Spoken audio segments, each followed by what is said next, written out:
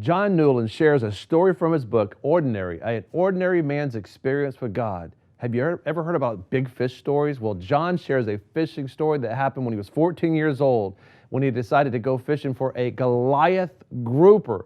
You're going to be shocked at how this 14-year-old boy was able to catch his fish and how it almost could have killed him in the process. Check it out.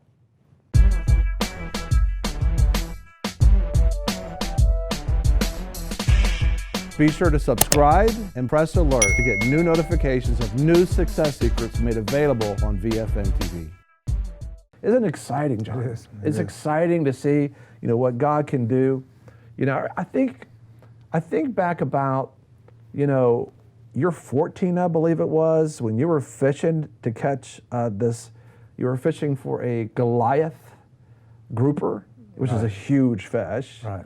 But you were like 14, was it 14 years old? I think I was about 14 or 15. Yes. Okay, 14 or 15. Tell us about this story because... Well, it starts out, I was fishing on a place called Long Bar. It's in the Caloosahatchee River, at the mouth of the river. And we were fishing actually for snook, which is my favorite snook. Snook to me is the greatest game fish on the planet. And meaning fight or taste? It can be both. Okay. A smaller snook is good to eat, and they get bigger, they're not. Okay. So we were catching them on topwater lures, and I went by myself in my boat that my dad let me use, and I would park on this long oyster bar, get out and weigh the bar, and I caught a nice redfish. People up in this area know what redfish are, and it would be what we call a slot red, good for eating. Okay. And so I had a aerator type of It's a trash can, right? Yeah, it was a trash can back in those days for a bait well, and we put an aerator in. So I put that redfish in there to keep alive, keep him fresh. So I thought I was going back for snook, but I couldn't catch a snook, and I came back to the boat, and I thought, wow, I wonder if I could use that redfish for bait to catch a Goliath grouper. Okay. All right, so I got back in the boat, and I ran about a mile to the Sanibel Causeway. And under the causeway, there's a place where the boats go under there. On either side, they have these wooden fenders with lots of pilings down in the water.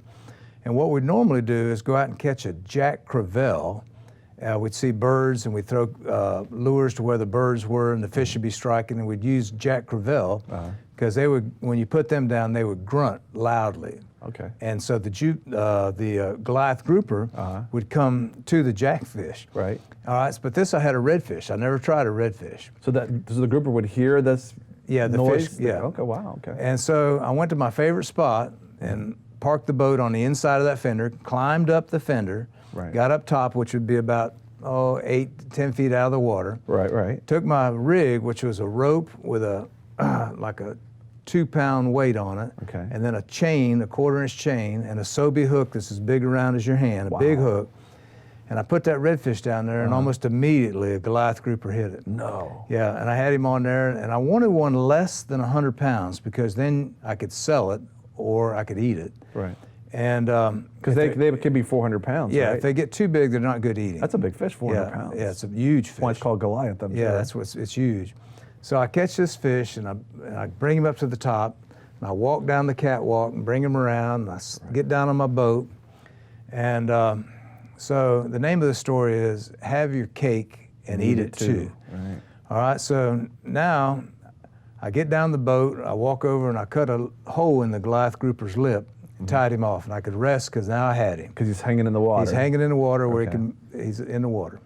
So I decide now I'm going to try to pull him in. I lifted him up to the edge, and I couldn't even begin to get him over. Into the boat? Into the boat. Okay. And I looked around for another boat. Maybe I thought I could ask for help, but I was just too proud to ask for help. What? And I thought, yeah, the Lord's delivering me daily from pride. All right, so I thought, in my own mind, I'm a MacGyver. And so usually there's a way you can rig something to do something. Right. So I thought, what do I have here? Well, I thought if I had a handle, maybe that would help me.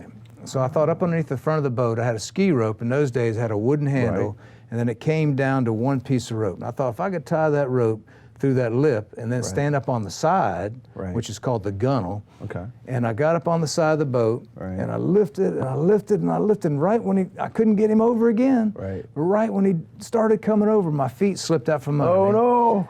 and I fell about 3 feet onto my back. Well, that knocked the wind out of me, but then here comes that Goliath grouper. Oh, no. And I don't know if you can see it in that picture, but they've got spines on the back, and every one's as big around as your small finger and sharp. Oh, my goodness. Yeah, and so here he came, and thank goodness those didn't hit me, but the side of the fish hit me in the chest, and it knocked the breath totally out of me. How big is it? I believe this one was about 100 pounds, which is not huge, but it still was 100 pounds. Actually, you were in the book, I think you're 14 when this is going on. I'm not very big at 14. Right. So I'm laying on the bottom of the boat, just trying to get my breath. It seemed like 10 minutes. And finally I crawled over and I peeked over the gunnel because I was embarrassed if anybody had seen what happened. Goodness. And thank goodness, nobody saw me. So this is huge because I think about Steve Irwin, the crocodile hunter, that he was swimming in stingray. Right. I believe it was hundreds of times. His cameraman says that according to one of the articles about him, that the piercing parts of they shoot off the back of their tail, the stingray, I forget what they're called, but they shot into his heart. Right. That's how he died. Right. You have this huge 100-pound Goliath grouper falling on your chest. You could have died at that moment if those things would have went inside of you. It could have, but life's a risk. So here's what I say, okay? Sometimes you'll have something and you're satisfied with it. Right. But if you're willing to give it up, okay, you may get something better. Take a little risk and sow a seed like that. So I had my cake and I ate it too. I had the redfish and the Jewfish. How did you have? So the Goliath grouper. So how did you have the both? How did you have the redfish and the grouper? Well, the Goliath grouper's got such a big mouth and gullet. Right. He actually had live blue crabs in there. Oh my goodness! But he also had a redfish that I had used for bait. So that's where you get the title of the have your cake and eat it too. So you didn't lose the redfish. I didn't lose the redfish. Whatever. So many people are worried about risking what they have, and there's measured risk, there's thought out risk, and there's things called crapshoots. That's not. But faith is about risk. It's about trusting God. If what you have in your hand does not meet your need, potentially, what you have in your hand is your seed. Right. And for this 100-pound Goliath grouper, I mean, that redfish was your seed to be able to get this 100-pound, and then God not only gave you the grouper, but He gave you actually the redfish back. Right. That's awesome, man. It applies in business and life, and some people are scared to take a risk, but the reality, you get stuck if you don't do that.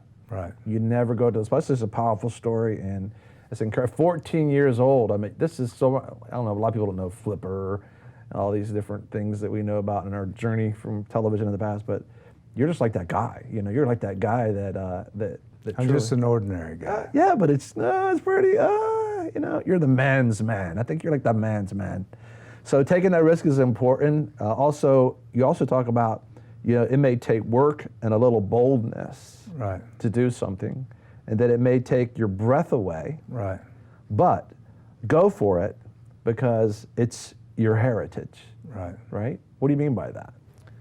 Well, I'm trying to actually say that to my heritage. Oh, okay. To go for it. Go for it. Yeah. Okay. Go for it. Take a risk and go for it. And boldness. You're talking about boldness. Yes. Yeah, the Lord wants us to be bold. Be bold as the lion. Right. So how would you describe boldness as somebody who's going to be boldness in their life? And because some people think arrogance and just mowing people over is boldness, but that's arrogance and mowing people over. So what does boldness look like for a man? Well, for me now, it's being bold enough that if I believe I've heard the Lord, then to step out and do it. Right. That's a boldness. Right.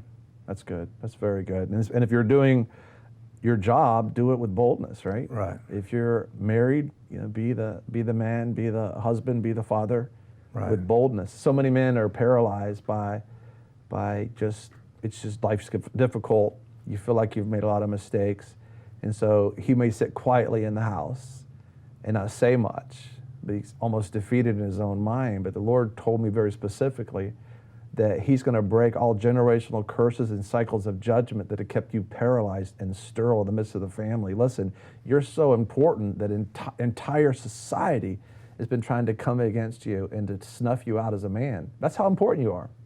The one thing the Lord said in the last days, He said in Malachi chapter 4, verse 5 and 6, that before the great and dreadful day of the Lord comes, that he would send Elijah and he would turn the hearts of the fathers to the children and the children to the fathers, or else he'll smite the earth with a curse. And so the Lord has an option right now that you can turn your heart to him and that you're so important. You know, I think about, John, that so many people are trying to get over words that their fathers spoke because the fathers didn't realize how powerful those words were. Right. Which means they could have spoke something else. Wait, don't go anywhere. Subscribe. Listen, together we can touch the world. That's right. Subscribe below, right? Wait, don't go away. Subscribe. We're going to touch the world.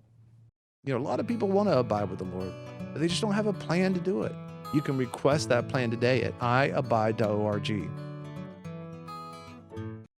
Hey, be sure to check us out at VFNkb.com and also join the VFNkb community at VFNkbcommunity.com. Listen, your success is our success is your success, and our success together is kingdom success.